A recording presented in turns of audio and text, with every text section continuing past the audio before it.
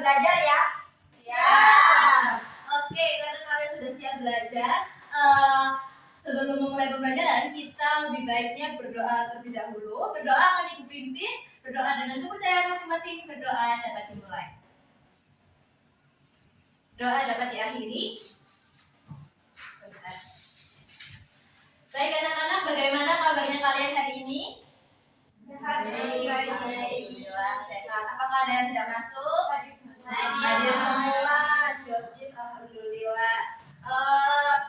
Hari ini sebelum memulai pembelajaran ke berita inovasi, Ibu mau tanya, tadi kalian sudah membaca berita atau belum?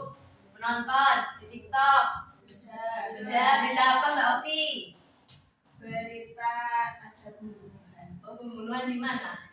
Di daerah Jember. Oh, daerah Jember. Oh, yang di situ? Iya, di baru belajar. Ya, itu. Oke.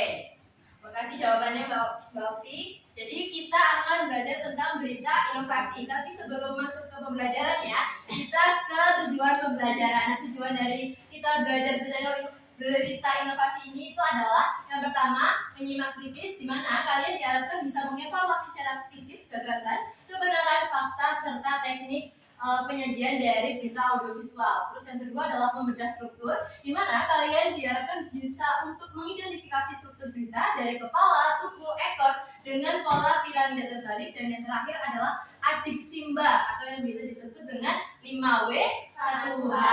Jadi bisa menemukan unsur-unsur dari kelengkapan berita inovasi secara jeli dan juga presisi. Nah, kita sudah sampai ke berita inovasi awalan nih. Ada yang mau membacakan? Silahkan Mbak Dia. Berita inovasi itu adalah berita yang mengangkat tema pembaruan seperti ilmu baru, berbagai dunia atau produk kreatif dan dapat dikemas secara menghibur agar menarik pendengar. Nah, tujuannya itu untuk mengedukasi pembaca sekaligus dikemas dengan bahasa komunikatif, asyik, dan menghibur agar digemari anak muda. Baik, terima kasih Mbak Dia.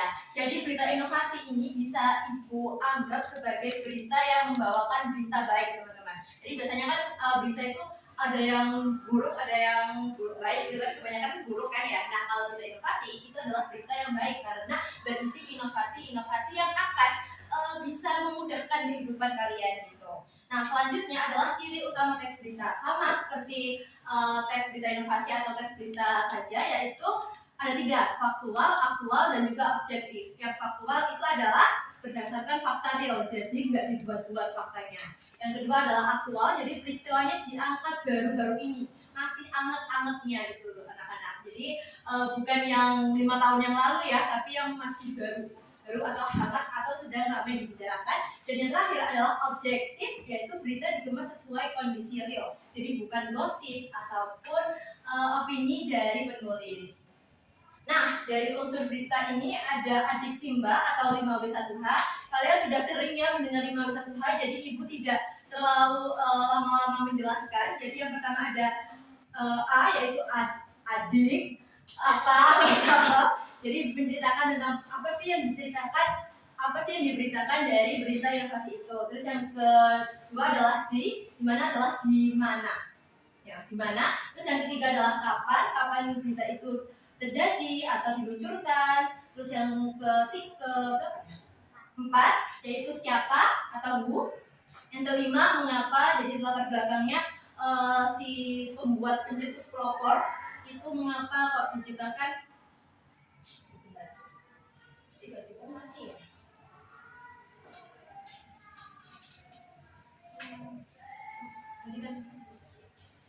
Mati Rex.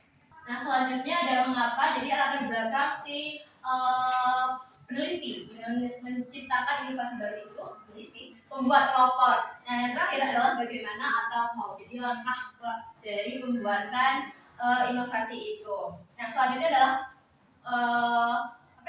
struktur dari berita. Yang pertama ada teras atau tubuh, teras atau lid atau kepala. Yang dimana di si kepala ini tuh berisikan tentang informasi penting, yaitu ada 5W1H dan juga paragraf pendek. Nah, yang di bawahnya adalah tubuh atau body, jadi berisikan tentang penjelasan dari paragraf yang di atasnya atau berada di teras. Nah, yang terakhir adalah kesimpulan. Jadi Kenapa kok dikatakan pola piramida terbalik? Karena semakin merucut itu semakin apa ya, informasinya tidak terlalu penting gitu anak-anak. Bisa dipahami? Jangan cepat kan Ibu? Ya, oke.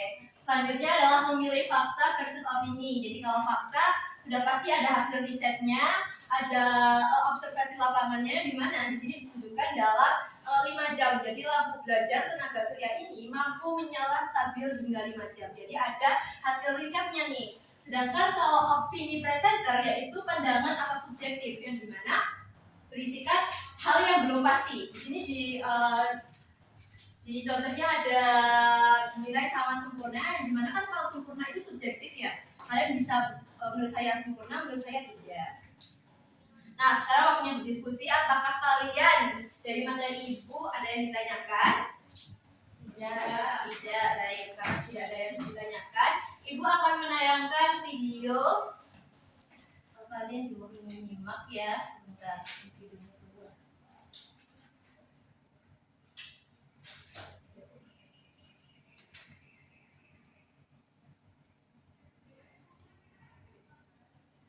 Baru terbarukan terus berjalan. Inovasi terbaru karya anak bangsa lahir.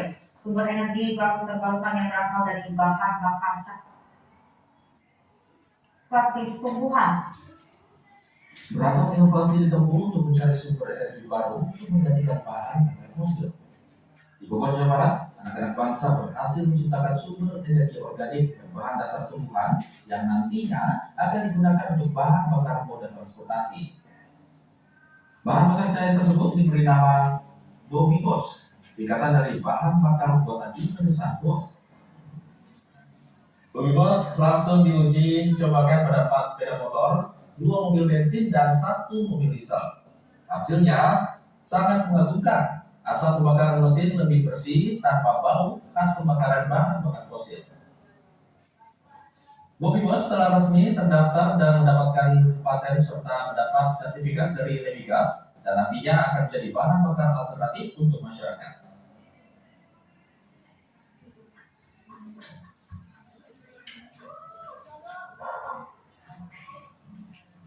Anak-anak bangsa kita ini kreatif dan inovatif. Akhirnya mereka menemukan satu formulasi bahan bakar alternatif untuk memberikan opsi kepada masyarakat.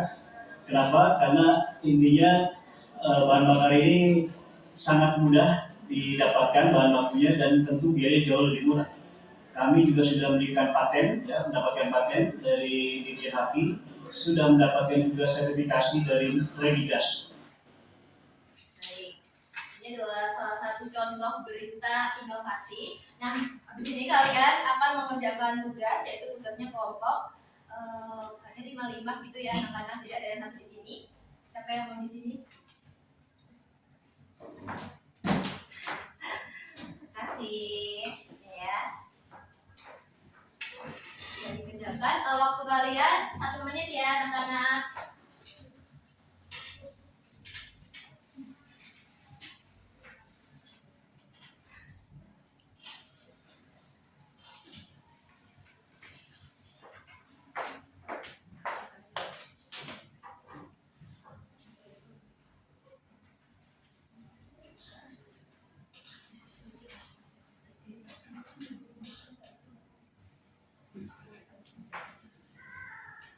Yang ditanyakan?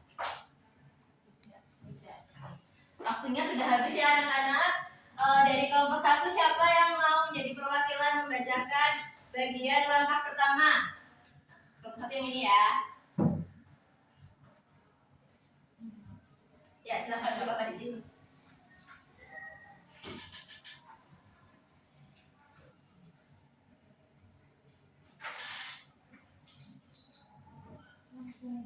Iya, langsung jawabannya di langkah yang pertama.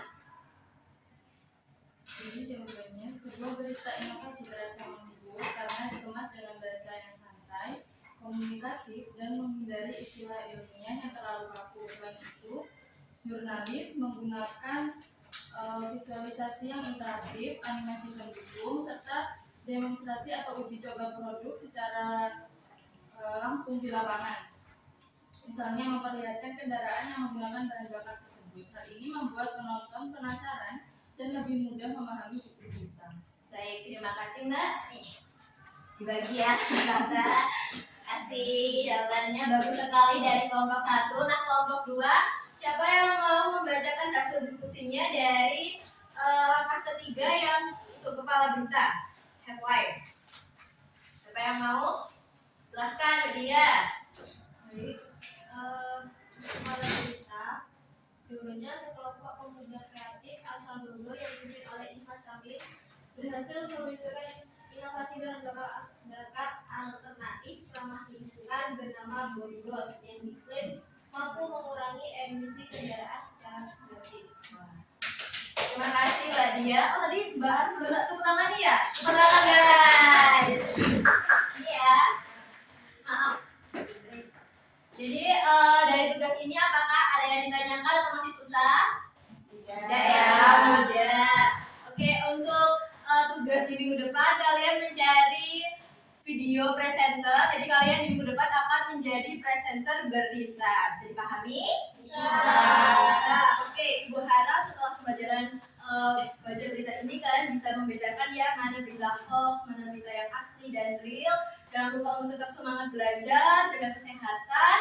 Terima kasih sudah menyimak Ibu dari awal hingga akhir. Ibu tutup. Wassalamualaikum warahmatullahi wabarakatuh. Waalaikumsalam warahmatullahi wabarakatuh.